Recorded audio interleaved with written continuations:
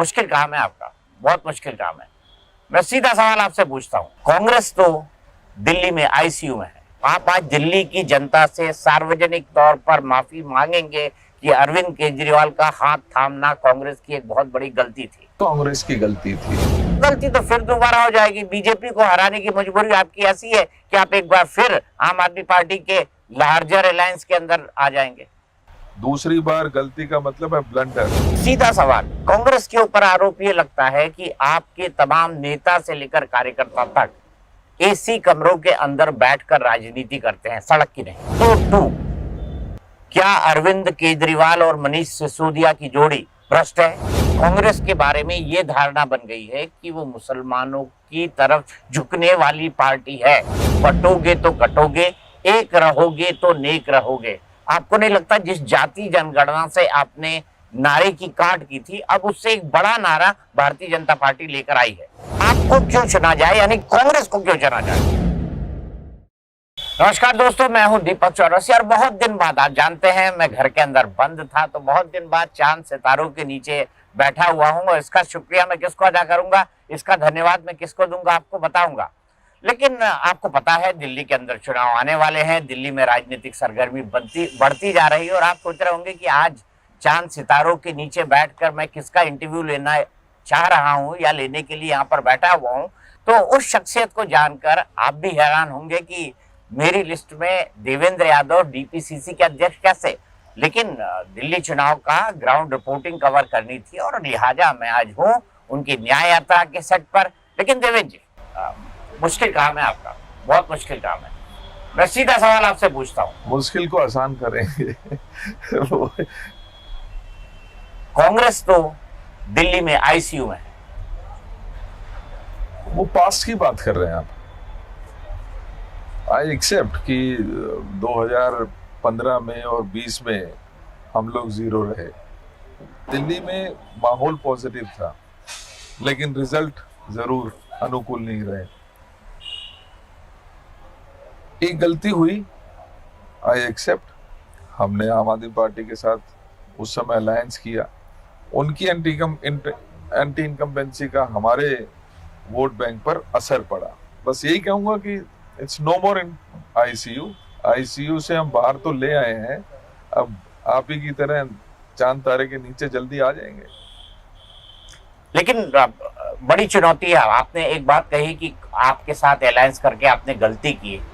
मैं आपसे सीधा सवाल पूछ रहा हूँ, आप आज दिल्ली की जनता से सार्वजनिक तौर पर माफी मांगेंगे कि अरविंद केजरीवाल का हाथ थामना कांग्रेस की एक बहुत बड़ी गलती थी? दिल्ली कांग्रेस की गलती थी और वो मैं अभी आपके तो सामने अगर दिल्ली कांग्रेस की थी तो इंडियन नेशनल कांग्रेस की भी थी। देखिए, हमेशा एक ही पैरामीटर पे सारी चीजों को नहीं तोला जा सकता।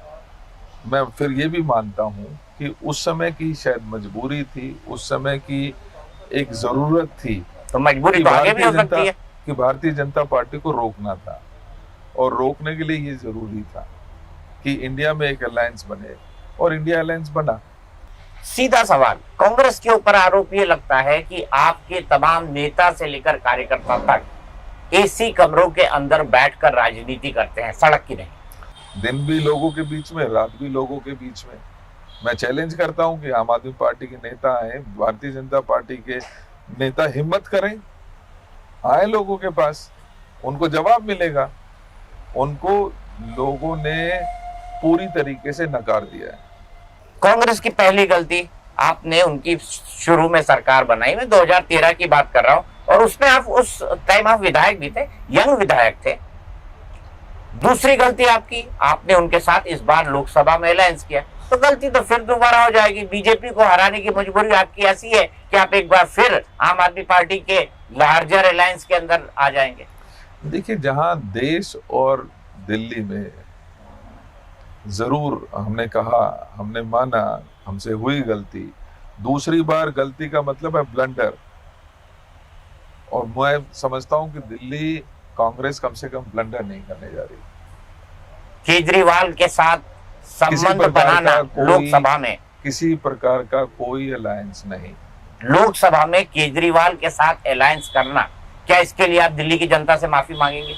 हमने कहा, हमने गलती हमसे हुई, मैंने तो आपसे पूछने से पहले अपने इंट्रोडक्टरी जो मेरे शब्द शुरू के थे उसी में हमने कहा हम गलती मानते हैं कि एक बार ये गलती हमसे हुई है और ये दूसरी बार होगी तो ये ब्लंडर साबित होगी।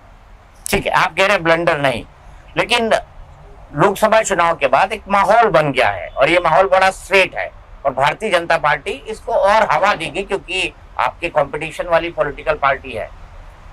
तो राहुल केजरीवाल भाई भाई, दिल्ली में कांग्रेस कहां से आई, ये नारा भी लगेगा। देखिए, मैं ये मानता हूं कि ये पहला इंसिडेंट नहीं है। जैसे कि हम पंजाब में भी बात हुई तो पंजाब में भी ऐसा नहीं कि राहुल गांधी जी ने प्रचार नहीं किया, वहां पर भी जाकर आम आदमी पार्टी के खिलाफ प्रचार किया, क्योंकि जहां अलायंस में है वहां अलायंस की बात की जाएगी, लेकिन जहां अलायंस में नहीं है वहां सारी बातें होंगी। और मुझे अभी कुछ दिन बीतने दीजिए, ये क्योंकि अभी चुनाव है, कुछ व्यस्तताएं हैं। माने राहुल गांधी जी भी दिल्ली न्याय यात्रा में भी हमने आमंत्रित किया और मुझे पूरा विश्वास है वो न्याय यात्रा को ज्वाइन करेंगे। अब मैं आपसे एक बहुत सीधा सवाल पूछना चाहता हूँ, और बहुत सीधा, 2-2, क्या अरविंद केजरीवाल और मनीष सिसोदिया की जोड़ी भ्रष्ट है? देखिए, मैं इस बात के लिए एक बात मानता हूं, हो सकता है कि उनके खिलाफ जो कार्रवाई हुई, ईडी द्वारा कार्रवाई की गई, वो हो सकता है कि विंडिक्टिव हो, लेकिन वो क्या कारण है कि कोर्ट ने उनको बार बार उनकी जो बेल है उसको रिजेक्ट करने का काम किया। तो कहीं ना कहीं कुछ ना कुछ तो है, लेकिन ये तय करने वाला देवेंद्र यादव नहीं है, कोर्ट तय करेगी। दूध का दूध करे, पानी का पानी करे। मैं तो हमेशा से इस हक का व्यक्ति रहा हूं और ये हम कहते रहे अपने सार्वजनिक बयानों में कि कोर्ट को इसका संज्ञान लेके जल्दी से जल्दी फास्ट ट्रैक कोर्ट बनाए, कुछ भी करे, लेकिन इसका जो भी फैसला देना है वो जल्दी से जल्दी दिया जाएगा तो दिल्ली की जनता भी खुश होगी। और किसी अगर बेगुनाह को जेल में रहना है तो बेगुनाह जेल में नहीं रहना चाहिए। नहीं, आप दोनों बात कह रहे हैं। निश्चित राजनीति परसेप्शन का खेल है, क्या विचार देते हैं, क्या थॉट देते हैं जनता के, वही मैं पूछ रहा हूँ, इसीलिए परसेप्शन के लिए ही पूछ रहा हूँ, क्या अरविंद केजरीवाल और मनीष सिसोदिया भ्रष्ट हैं? दिल्ली की जनता ने ये मान लिया है, देवेंद्र यादव कहे ना कहे, दीपक चौरसिया जी कहे या ना कहे, लेकिन दिल्ली की जनता के सामने सच्चाई आ चुकी है। दिल्ली की जनता ने ये मान लिया है कि ये दोनों लोग भ्रष्ट हैं। ठीक है, अगर हम आगे की बात करें, आपकी रणनीति की, आप न्याय यात्रा निकाल रहे हैं, बाकी हम राजनीतिक परिस्थितियां हाल की देख रहे हैं, आपको नहीं लगता कि आपसे कहीं बेटर स्थिति में भारतीय जनता पार्टी है? और जब तीनों में विकल्प चुनना होगा तो आम आदमी पार्टी के बाद नंबर 2 पर बीजेपी आएगी। उसके मिथ को या उसकी रियलिटी को, या मिथ और रियलिटी परसेप्शन दोनों को मिला जुला कर होता है, उसको कैसे तोड़ेंगे? देखिए, मैं एक बात मानता हूं कि भारतीय जनता पार्टी का एक फिक्स वोट बैंक रहा है, तो कितना भी डाउन गई है तब भी उसके 32-33% वोट उनके हमेशा से आते रहे हैं। फर्क कहाँ आया? 2013 में चुनाव हुआ, हम 47 विधायक हुआ करते थे और जब रिजल्ट आया तो हम मात्र 8 पर सिमट कर रह गए। किसी ने सपने में नहीं सोचा था कि शीला दीक्षित जी हार जाएंगी। किसी ने सपने में नहीं सोचा था कि कांग्रेस 47 से सीधा 8 पे आके रुकेगी। मेरा ये बात कहने का तात्पर्य इतना ही है कि दिल्ली की जनता हो या देश की जनता हो, जब किसी चीज के लिए मन बना लेती है तो हमारे और आपके सारे आंकड़े फेल हो जाते हैं। और कुछ उसी तरीके का माहौल आज दिल्ली में बना है। एक बदलाव के लिए 2013 में लोगों ने आम आदमी पार्टी को चुना। 15 साल की हमारी सरकार थी, गलती कोई नहीं थी, काम हुए थे, लोग आज उसको याद करते हैं। लेकिन सिर्फ लोगों के मन में आया कि एक बदलाव किया जाए, भ्रष्टाचार खत्म किया जाए, क्योंकि ऐसा सपना दिखाया गया, ऐसे परसेप्शन बनाया गया कि जैसे जो दिल्ली की सरकार है वो भ्रष्ट है। हालांकि समय बीता, एक भी व्यक्ति दिल्ली सरकार में जो शीला जी की सरकार में रहे, एक व्यक्ति के खिलाफ कोई चार्जशीट नहीं हुई। आज हालत दूसरी है, उसके बिल्कुल उलट है। लोगों के बीच में जो परसेप्शन बनाया गया था कि लोकपाल के लिए हमें मजबूत सरकार चाहिए, हमें भ्रष्टाचार खत्म करने के लिए मजबूत सरकार चाहिए, लोगों ने 70 में से 67 सीट दी, 70 में से 62 अभी सीट्स हैं। लेकिन हुआ क्या, इनके भ्रष्टाचार सामने आए। इनके विधायक और मंत्री तो छोड़िए, मुख्यमंत्री जी जेल के हवा खा के आ गए। तो लोगों ने कहीं ना कहीं उनकी जो बातें थी, उनके जो वादे थे, आज धरातल पर दिखते नहीं है।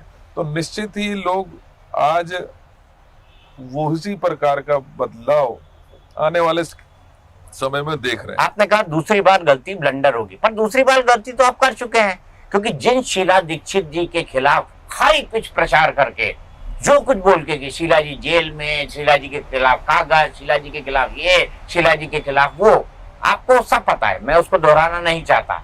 आपने 2013 में उसी अरविंद केजरीवाल के साथ मिलकर सरकार बना दी। दूसरी गलती आपने तब की जब लोकसभा चुनाव के अंदर आपने समर्थन किया। जी, मैं इसको करेक्ट करना चाहूंगा।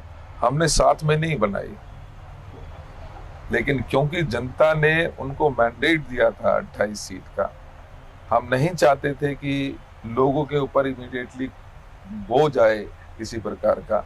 लिहाजा हमने कहा कि हम इनको साथ देंगे, साथ में चलाएंगे नहीं। आज वो इस दंभ में है, आज वो इतने अपने आप को इस तरीके से ट्रीट करते हैं जैसे ऑटोक्रेट काम करते हैं। केजरीवाल जी 1 महीना, 2 महीना, 3 महीना जेल चले जाएं तो दिल्ली ठप हो जाएगी, और वो व्यक्ति जिसके पास कोई पोर्टफोलियो नहीं, इसका मतलब और जो सरकार के नुमाइंदे हैं वो जीरो हैं, वो सरकार चलाने में सक्षम नहीं है। तो ठीक है, फिर अकेले मुख्यमंत्री बन जाइए, प्रेसिडेंशियल रूल जैसे होता है वही लगा दीजिए, और उनको भी सपोर्ट के लिए लोग चाहिए होते हैं। लेकिन यहाँ तो और उल्टा हो रहा है। ठीक है, मैं ये मानता हूं कि दिल्ली की जनता आज के दिन में इनकी सारी पोल खुल चुकी है, और किसी भी रूप में दिल्ली की जनता इनको माफ करने वाली नहीं है। लेकिन मैं आपसे फिर बोल रहा हूँ, जो राजनीतिक परिस्थितियां 2013 में थी, जो राजनीतिक परिस्थितियां 2024 के अंदर थी, वो तो फिर बन जाएगी, क्योंकि सेक्युलरिज्म के नाम पर आप दोनों एक हो जाते हैं। मैं फिर आपको एक बात इसी में फिर, क्योंकि आप वही सवाल बार बार कह रहे हैं, तो मैं ये बता देना चाहता हूँ कि ये वो व्यक्ति थे जिन्होंने बच्चों की कसम खाकर ये कहा था। ऐसे व्यक्ति बैक ट्रैक कर गए। ऐसे व्यक्ति जो कहते थे कि हम घोड़ा गाड़ी नहीं लेंगे, लाखों लाखों रुपए की गाड़ियां उन्होंने खरीदी, जो कहते थे कि 4 कमरे के मकान में मुझे तो मुख्यमंत्री रहते हुए काम चला लूंगा, उन्होंने शीश महल 145 करोड़ रुपए का बना लिया। लालच इतना बड़ा, और जो व्यक्ति कहता था मुझे सिक्योरिटी की जरूरत नहीं है, उसके आगे पीछे एक लंबा काफिला सिक्योरिटी का चलता हो, ऐसे व्यक्ति के साथ मैं मानता हूं कि दिल्ली में किसी प्रकार का कोई समझौता होने की हमारी गुंजाइश नहीं है। ठीक है, अब मैं आगे चलता हूं। कांग्रेस को लेके जो धारणा है या जो परसेप्शन है, 2014 का चुनाव जब हारे, हालांकि 2024 में आपका प्रदर्शन दोनों चुनाव से बहुत बेहतर रहा, लेकिन 2014 में एक आरोप आप पर, आरोप नहीं, एक एंटनी कमेटी की रिपोर्ट ने कहा कि कांग्रेस के बारे में ये धारणा बन गई है कि वो मुसलमानों की तरफ झुकने वाली पार्टी है। क्या दिल्ली में इसको दूर करने के लिए देवेंद्र कुछ करेंगे?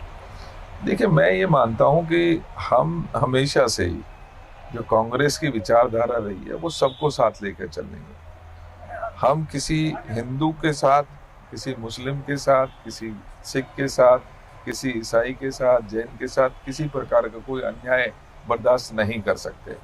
हमारा फर्ज बनता है कि क्योंकि देश इन सब को मिलके बनता है तो हम उनको साथ लेके चलें। आप ओबीसी हैं, आप ओबीसी समुदाय से आते हैं, आप यादव कम्युनिटी से हैं। एक बड़ा नैरेटिव बना ओबीसी राजनीति को लेकर 2024 के चुनाव में, और उसके बाद एक नारा इन चुनाव में आया है, बटोगे तो कटोगे, एक रहोगे तो नेक रहोगे। आपको नहीं लगता जिस जाति जनगणना से आपने नारे की काट की थी, अब उससे एक बड़ा नारा भारतीय जनता पार्टी लेकर आई है। देखिए, मैं भी जानता हूं वो एक किसको करना चाहते हैं। किसको? वो हमेशा से एक राजनीति करते रहे हैं हिंदू और मुस्लिम की। पर वो तो कह रहे हैं एक रहेंगे तो सेफ रहेंगे। कौन एक रहेंगे? अगर वो देश के कहते हैं- 140 अगर करोड़ लोग हो रहे ना, हम भी कहते हैं वी वुड वेलकम दैट। बोले ना कि हिंदू मुस्लिम सिख ईसाई सब एक रहेंगे, लेकिन कभी नहीं कहेंगे। देवेंद्र जी, एक आखिरी सवाल। कांग्रेस, बीजेपी, आम आदमी पार्टी के खिलाफ आपका जोर है क्योंकि वो फिलहाल सत्ता में है, दूसरे नंबर पर बीजेपी है, तो बीजेपी को छोड़कर आपको क्यों चुना जाए? 3 कारण। आपको क्यों चुना जाए, यानी कांग्रेस को क्यों चुना जाए? हमें इसलिए चुना जाए क्योंकि हमने डेवलपमेंट की राजनीति की है, हमने करके दिखाया है। ये दिल्ली में 15 साल जब कांग्रेस की सरकार थी, वो लोग आज याद कर रहे हैं, और उन लोगों को कहीं ना कहीं वही कांग्रेस वाली दिल्ली, वही शीला जी वाली दिल्ली की आज जरूरत महसूस हो रही है। इसलिए कांग्रेस है, इसलिए लोग कांग्रेस को चुनेंगे। चलिए देवेंद्र जी, आपके बहाने में घर से बाहर निकल गया, चांद सितारों के बीच बैठ गया। मुझे पता है जब चुनाव आएंगे तो हम चांद सितारों और सूर्य देवता के नीचे भी घूम घूम के चुनाव प्रचार करेंगे, तो आपसे इस चुनाव के दौरान मैं टकराता रहूंगा, क्योंकि दिल्ली में कम से कम पूरा इलेक्शन कैंपेन में कवर करूंगा। आपसे आज बातचीत हुई, बहुत अच्छा लगा, और आपकी यात्रा के लिए, आगे के लिए बहुत बहुत शुभकामनाएं। Thank you, it was pleasure.